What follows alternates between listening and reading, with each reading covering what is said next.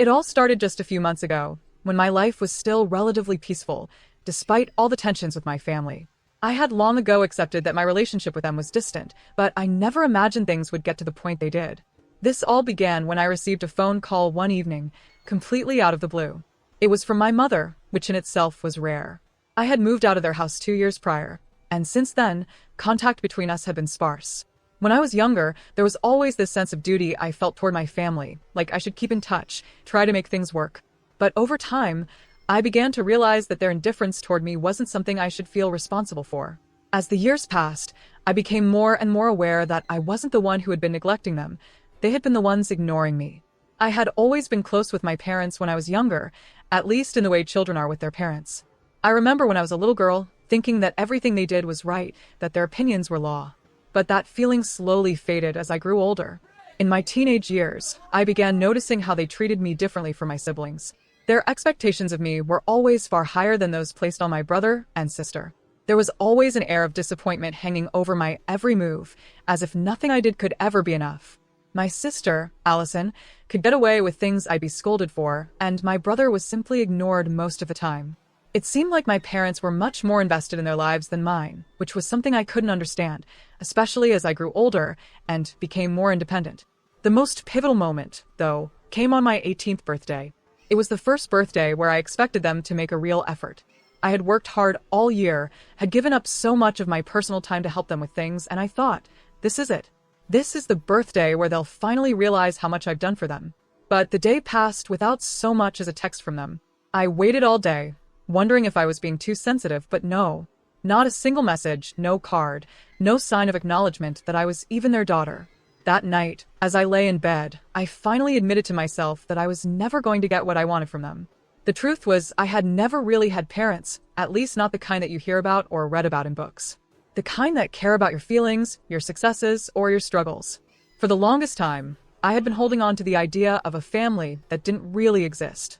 The day after my birthday, I packed up my things, made sure I had everything I needed, and left. I didn't tell them I was leaving. I didn't even say goodbye. At that point, I knew that doing so would be a waste of energy. They wouldn't have cared enough to try to stop me. I moved in with some friends and started to build a life of my own, away from the constant weight of disappointment that had hung over me for as long as I could remember. But just because I left doesn't mean the emotional scars disappeared overnight. In fact, it only made things worse. Over time, my feelings of resentment grew. Whenever I heard people talk about how much they loved their parents, it would feel like a jab to my heart. Why didn't my parents love me like that? What had I done wrong? I still struggled with those questions long after I'd moved out. It didn't help that they ignored me completely after that. For the first year after I moved out, I didn't receive a single phone call or message. I was a stranger to them now, and that realization hurt more than I wanted to admit. But things were about to take a turn, and I didn't know it at the time. I had finally reached a point where I thought I was okay with the situation, where I had started to find my own peace. That's when the phone call came. I remember the day as if it happened just yesterday. It was an ordinary evening, and I was sitting on my couch, scrolling through my phone when the call came through. I had no idea who it was at first. When I saw it was from my mother, I almost didn't answer. But then I thought, maybe this could be the moment where everything changes. Maybe they finally realized how wrong they had been, and this call would be the first step toward mending things. My heart raced as I swiped to answer, but little did I know, it was a call that would forever change everything. "Hello," I answered cautiously. "Where have you been?" My mother's voice on the other end was cold and accusing. "Your father and I are in a situation, and you haven't bothered to check in or offer any help." I was taken aback. Her tone was sharp and filled with anger. I could barely process what she was saying before she went on.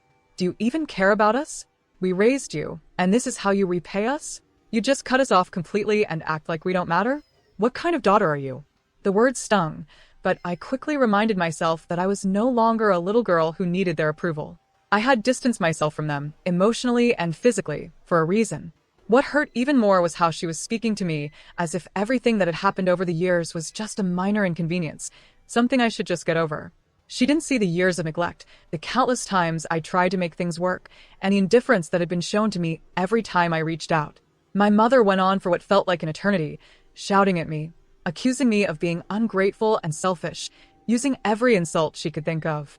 She even mentioned how I had ruined the family, how my leaving had made things so much worse for everyone. It was like hearing the same complaints I had heard over and over again, only this time it was louder and harsher. In a moment of clarity, I realized that nothing I said would change her perspective. She wasn't interested in hearing my side. She wasn't interested in understanding my reasons. I had long since given up hope that they could ever see things from my point of view. As I stood there, listening to her tirade, I felt numb. There was no point in responding to her anger, no point in trying to explain myself. I simply let her rant, my heart growing colder with every word. I couldn't help but wonder how much longer this would go on, this endless cycle of hurt, anger, and misunderstanding. When she finally stopped yelling, I tried to speak, but the words felt hollow in my mouth. I didn't owe her an explanation, not anymore. She had made her choice, and I had made mine. There was nothing left to say. But before I could say anything, my father's voice came through the phone. "Don't bother talking to her," he said. "I don't even want to hear it. You're not our daughter anymore." And with that, the call was abruptly cut off. I stood there for a moment, staring at my phone, not quite processing what had just happened. It was over. For real this time. I wasn't their daughter anymore. Their words were harsh, but in a strange way, I felt relief. I hadn't been their daughter for a long time. I hadn't felt loved or supported by them in years, and their words, while painful, weren't surprising. The distance between us had only widened over time, and now, finally, it was complete. They had made their decision, and I had made mine. But the pain wasn't completely gone. It wasn't something you could just erase. The years of emotional neglect couldn't be forgotten, no matter how much I tried to distance myself. I had been their child once, and there was a part of me that still wanted to be loved by them, still wanted to believe that, deep down, they cared about me. But that part was fading, and as it did, I felt stronger, more certain of my decision. Just when I thought I could start to breathe again, I received a message from my uncle, which only added to the weight of the situation. He told me that my parents had been in an accident.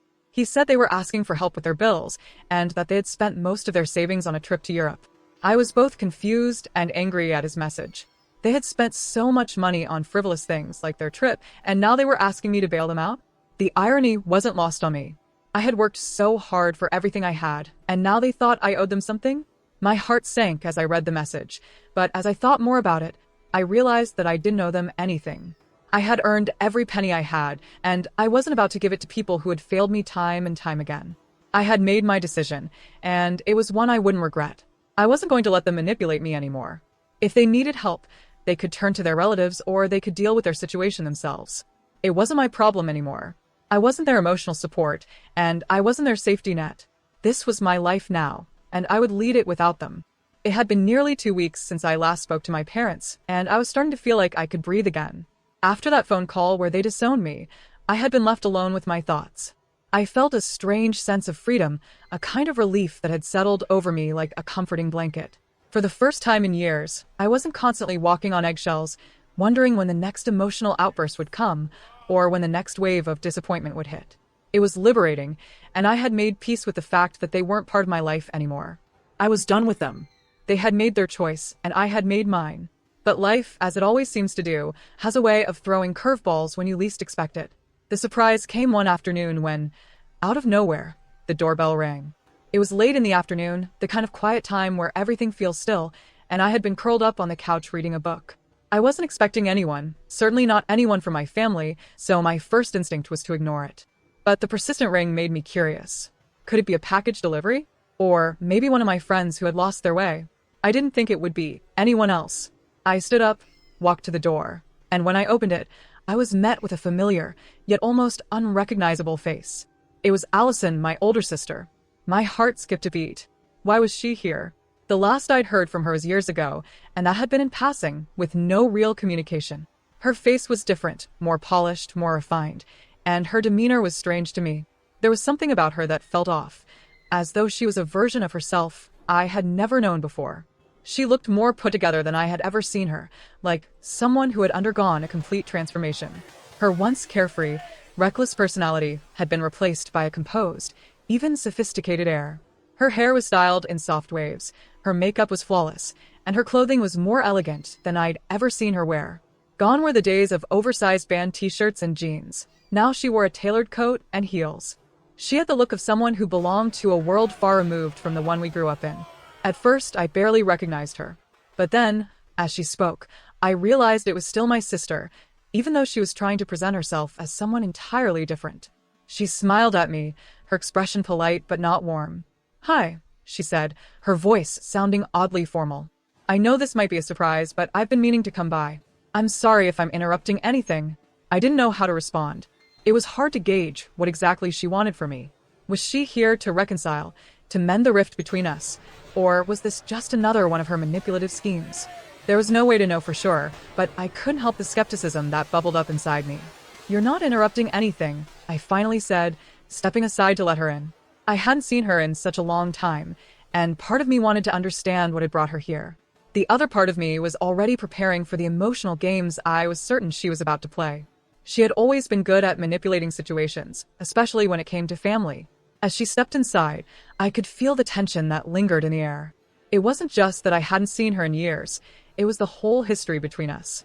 The years of her taking center stage while I was pushed to the background, the constant competition for our parents' affection, the cruel indifference they had shown me, and the fact that, deep down, I never truly felt that Allison was on my side. She always seemed more concerned with being the golden child, the one who could do no wrong. It was as though she lived in a different world than I did, one where everything was always perfect, and everyone was always on her side. Allison made herself comfortable on the couch, gesturing for me to sit. I wasn't sure what she was expecting from me, but I wasn't about to make it easy for her. I took a seat in a nearby armchair, leaning back slightly.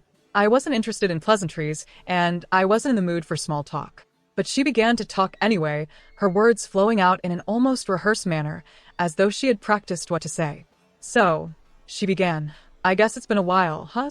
She looked at me, her eyes scanning my face, as if trying to gauge my reaction. "Life's been really busy for me. You know how it is, married life, kids, responsibilities." She didn't give me a chance to respond before launching into a long-winded story about her life. She spoke about her 2 young children, toddlers, she said, with a level of pride I found hard to relate to. According to her, being a stay-at-home mom was the most fulfilling thing in the world. She spoke at length about her daily routines, how amazing it was to stay home, how much her life had changed since marrying her husband. The man she married was wealthy, she explained, but he was always busy with work, leaving her to take care of their home and kids. It was all so surface level. I could see right through it. She was trying so hard to paint this perfect picture of her life, but I could see the cracks beneath it. I had always known Allison to be the type who would do anything to appear successful, to make her life look better than it actually was. But there was a hollowness in her voice when she talked about her husband, a sense of insecurity she didn't realize was so obvious. I could almost feel the desperation in her words. She spoke as though she were trying to convince me that everything was fine, but the cracks in her story were easy to spot. After a long pause in her monologue, I expected her to get to the point, to explain why she had sought me out after all these years. I wasn't wrong. Finally, she did. "They need you," she said, her voice softer now.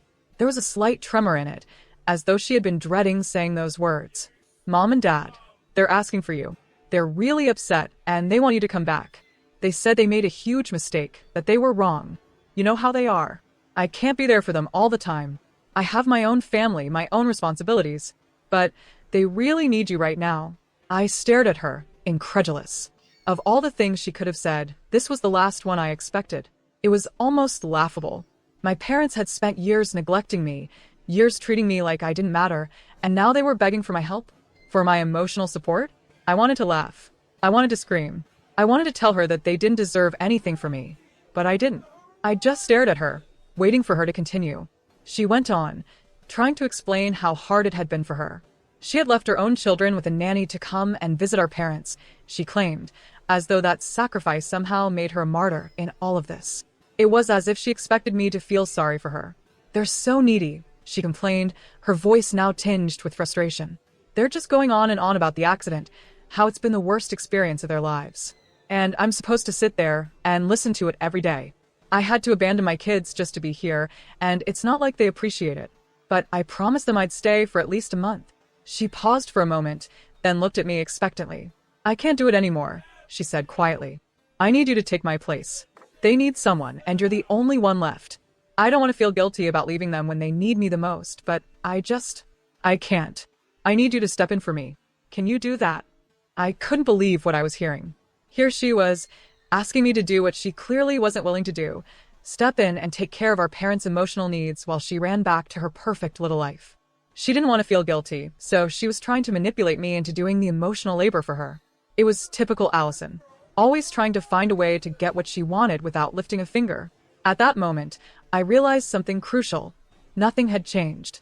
Despite the new life she was trying so hard to convince me she had, she was still the same person, the same selfish, manipulative woman who had always put herself first. I wasn't going to let her drag me back into their toxic web. No, I said flatly, my voice steady but firm. I won't do it. I'm not going to be their emotional caretaker just because you're tired of dealing with them. You made your choices, and so did I. Allison's face fell, but she quickly recovered. Well, I tried, she said with a shrug, as if it wasn't a big deal. But I could see the disappointment in her eyes. She expected me to cave, to give in to her guilt trip. But I wasn't going to. Not anymore. She stayed for a while longer, but the conversation was over. We both knew that. She said her goodbyes and left, but the weight of her visit lingered. I was relieved it was over. I blocked her number as soon as she left, and just like that, I was done with her. I had no intention of ever getting involved in that mess again. This wasn't my problem. This wasn't my family anymore. I was better off without them, and the events of that day only solidified my decision. Months passed after Allison's visit, and with each day that went by, I felt more certain that I had made the right choice to sever ties with my family.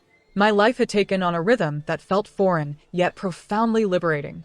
I was no longer tethered to their expectations, their manipulations, or their emotional games.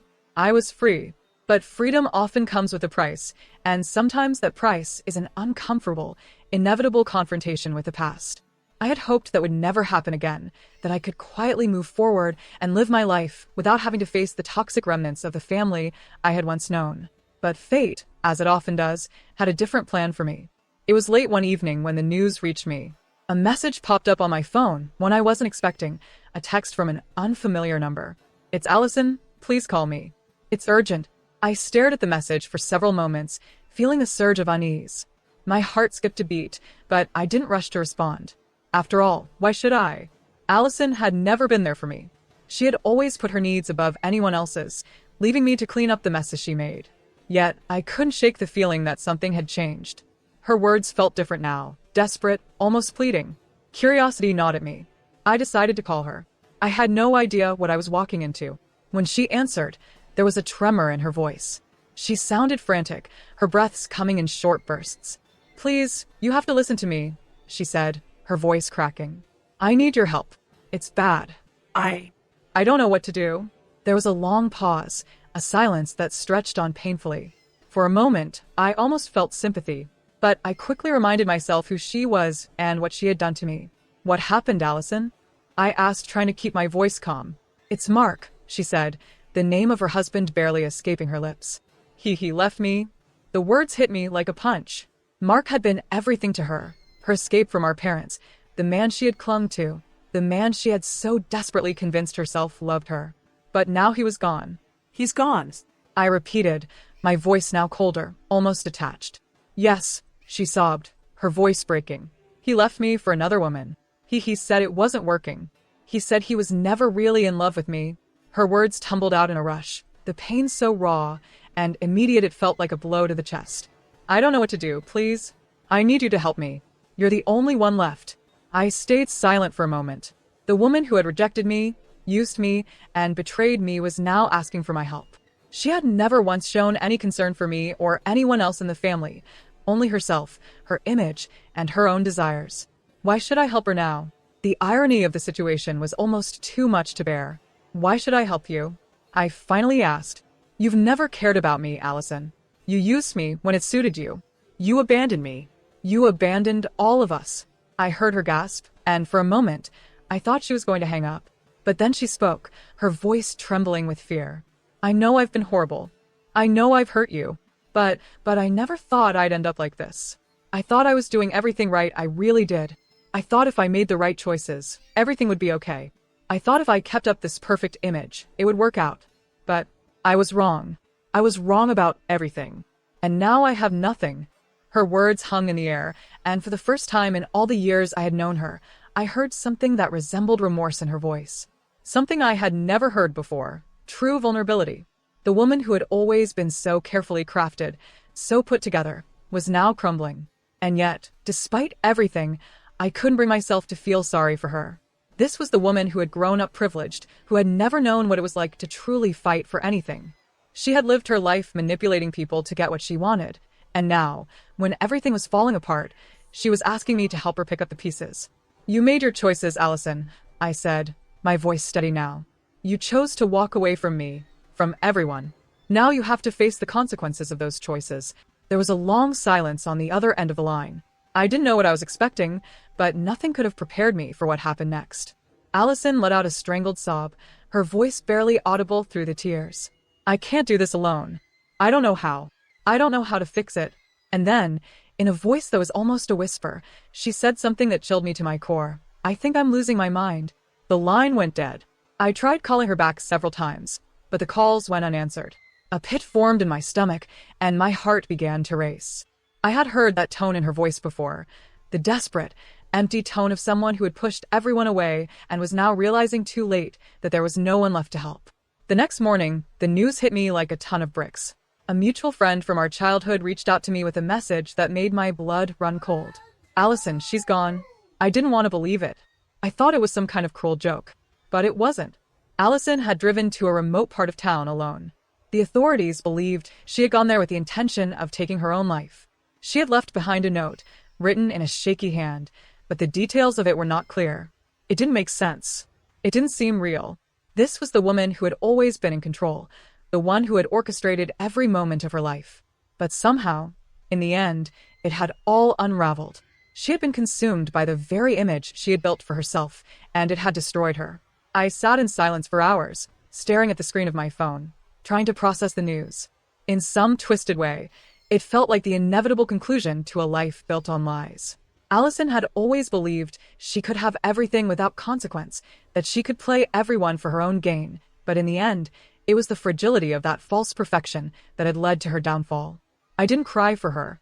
I didn't mourn the sister I had lost because I had already lost her long ago. What I felt was something closer to relief, mixed with a heavy sadness.